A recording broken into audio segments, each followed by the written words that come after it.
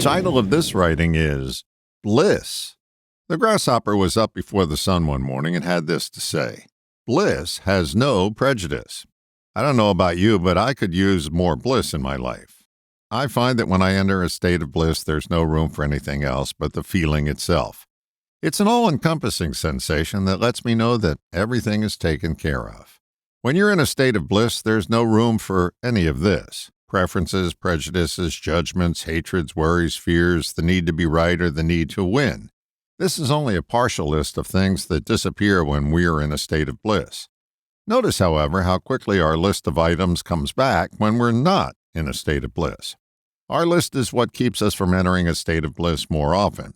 We're so busy occupying our mind with our positions that we position ourselves on the outskirts of bliss. The things that go away when we are there are the things that keep us from getting there. It appears to be a catch-22 about which there is nothing you can do. My experience is that we can enter a state of bliss on purpose. We do that by recognizing our thought process at work. I'm eternally grateful to Jerry Stocking for discovering how going past your first response to a stimulus moves you closer to bliss. In short, we have a first response to every stimulus, whether we are aware of it or not. A stimulus comes along and our conditioned response is right there in a split second.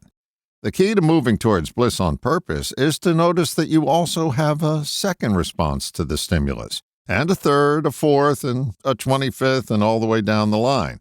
It's the pursuit of those responses further down the list that produces bliss. This is not a quick fix. It's a discipline, a way of doing things differently that produces different results. Your first response always produces the same results, your list of items that keeps you from bliss.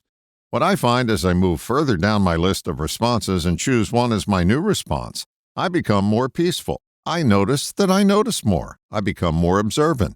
I also notice that my field of vision becomes wider, almost panoramic, and the thought process in my head calms down, making room for bliss.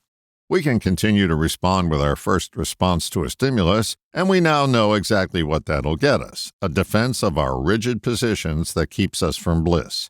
It takes effort to remember to move past our first response, but the more often we do, the solidness of our positions loses its glue, and the prospect of bliss comes into view.